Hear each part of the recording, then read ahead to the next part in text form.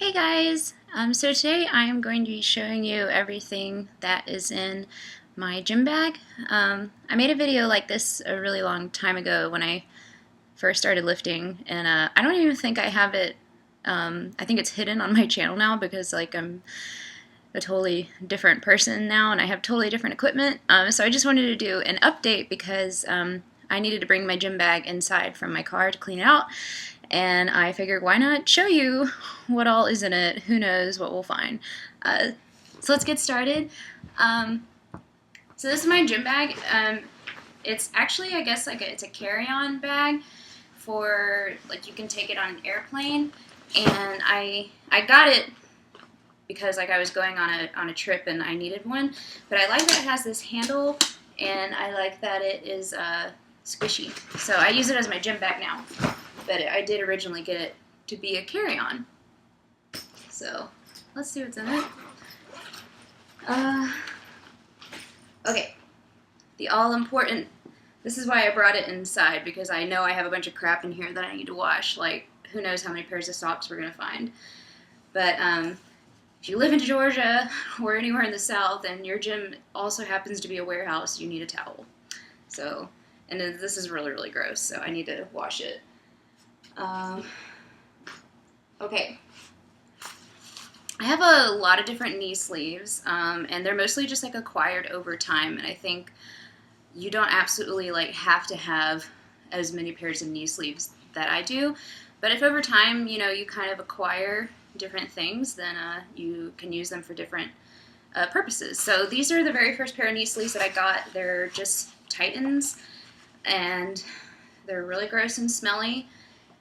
I've boiled them and I've washed them. I probably need to do it again soon because they really hold the stink. I wouldn't really recommend these, but they're nice for light squat days and volume squat days, or pulling conventional. That's when I will wear these. So I've been using these a lot lately because I'm in a volume phase right now. So they're just Titans, and the label has worn off. It came off really, really quickly. I think it only just took a few weeks before that label just peeled right off. Another sock. Okay, this is my belt. This is a Best belt. The way that Best belts measure is by you send in your waist size, and then that's the size of the middle hole, and then they give you holes on either side of that. So you've got lots of room to grow. Mine's a 3-inch, and it's a size 30. And I wear it on. I now wear it on so it's on the fourth to last hole, and so it'll. I won't need to get a new size, even though I've dropped a weight class since I got this. If you are short, or you have a short torso, I really recommend a 3-inch belt. I used to wear a 4-inch lever belt because I thought it was cool to be able to flip your lever out after a lift, but it really it didn't provide as much support as this does, because it literally it didn't fit in the space in between the bottom of my ribs and the top of my hip. So if you can feel where the bottom of your ribs are and then feel where the top of your hips are, if there's not 4 inches, you have no reason to be wearing a 4-inch belt.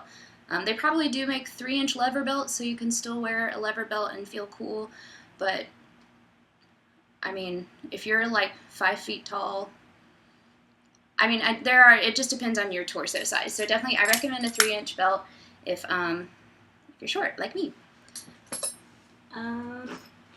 Okay, these are the Mark Bell slingshot power wraps, whatever they are. When I ordered a pair of those knee sleeves that they make, they're in here somewhere. I can't remember what they're called. The strong sleeves. When I ordered a pair of strong sleeves, it was on the Thanksgiving sale, and they took too many orders, and it took a long time for my order to come in. So when I got it, they sent a pair of free wrist wraps, which was nice. So that means I've had these since approximately January, and they're fraying pretty bad. But I do wear my wrist straps really tight, so that might be why they're kind of fraying. They were really stiff when I got them, and they broke in really quickly, like just a few workouts, and then they started fraying. I like these for squatting, so that it keeps my wrist kind of straight, but not, it's not like cutting off circulation to my hand or anything for squats, because my wrist is bent just a little bit, so it provides support without being too stiff. So I do still use these even though they're kind of like falling apart.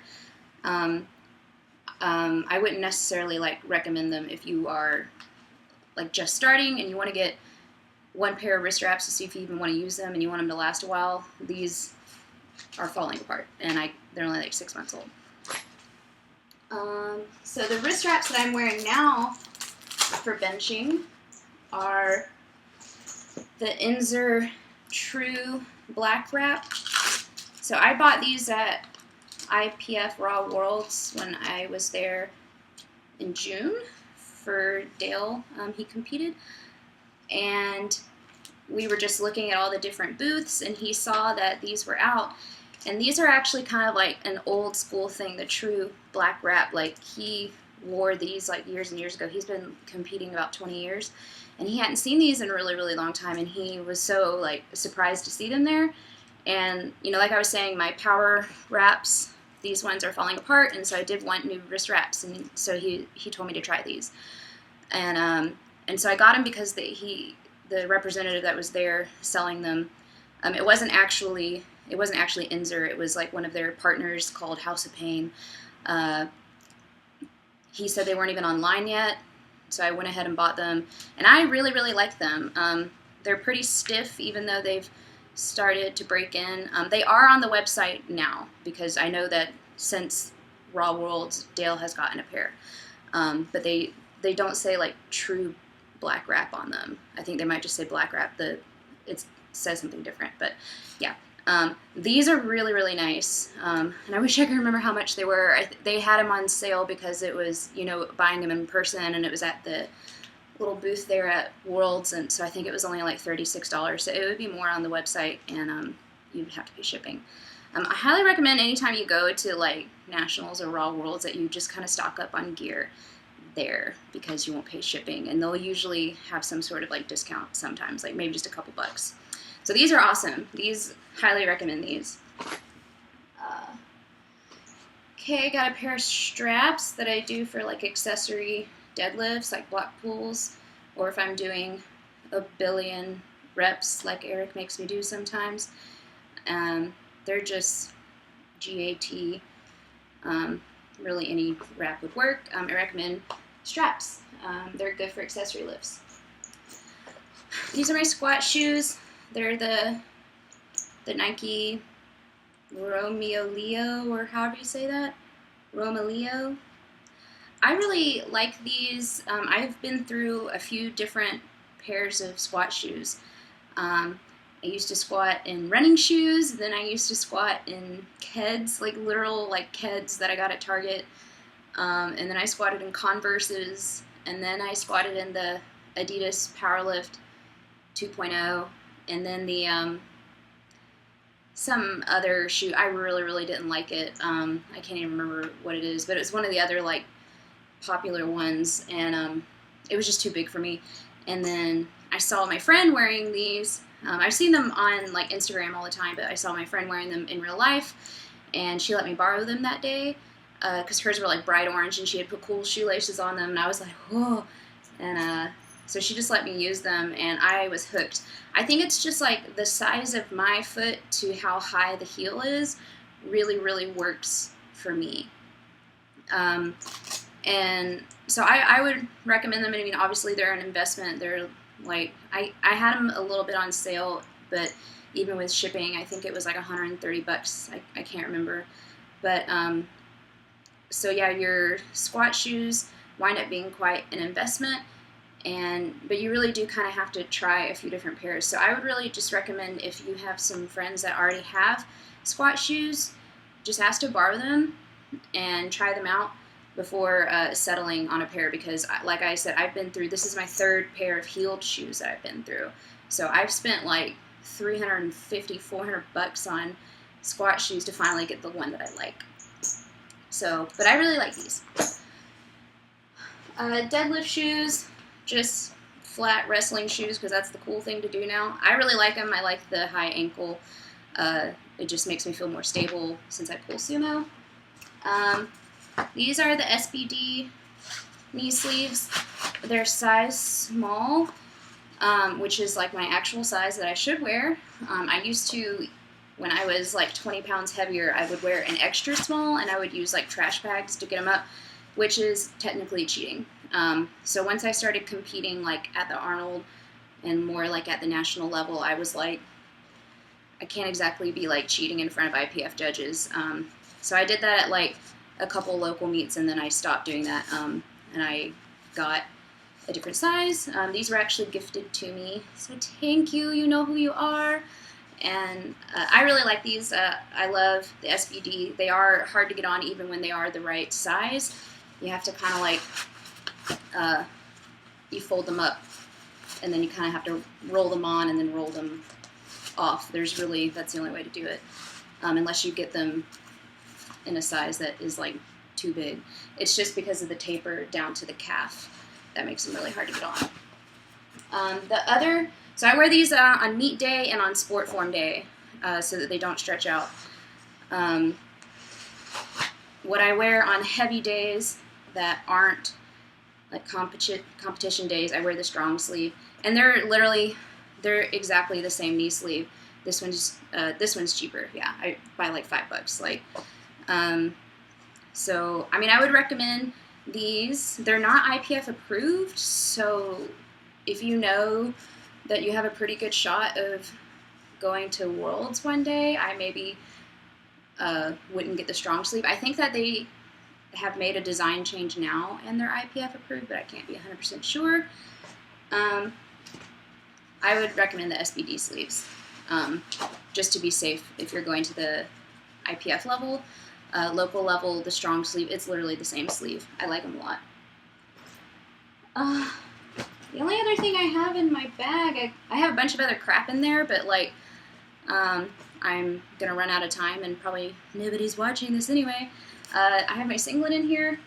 I have a couple of different singlets, but they're the same singlet. So I have this one that, you know, has the blue stripes like this, and then I have the same exact singlet that says like USA Powerlifting on it, and that's the one that I wear mostly because I like that it says that. This is it's the Titan Legend. Actually, I think that my other one is the Titan Classic, so I have a Classic and a Legend, but I can't really tell the difference. So I love the Titan singlet because of the material. It's a little bit tighter. You don't feel like you're wearing a potato sack in front of a bunch of strangers, which shouldn't be something on your mind. But sometimes, I mean, you can kind of feel like, I hope nobody's like looking at my junk or whatever. Like, this is really, it's like thick and secure. It's not see-through, and I really, really like it. So I can't imagine myself wearing something other than the Titan Classic or Legend anymore. I love that material. Just other random stuff. I have some chalk, some baby powder, more socks. This is gross. And more socks. I have a notebook that I write my training down in. I've got my programming for the week that I use as a bookmark. Lax ball. Yeah. Just a bunch of other trash. That was why I brought it in, so that I could throw stuff away. But that's kind of all my gear. Listed out my recommendations as it went. Powerlifting is an expensive sport. It sucks. Pretty much everything here I buy like at competition, so it's a little bit cheaper, or I've asked for it for my birthday or Christmas, like, because I'm in grad school and I'm poor. Yeah, that's it. That's about it. If you watched, thanks. And Mercedes says goodbye. Bye.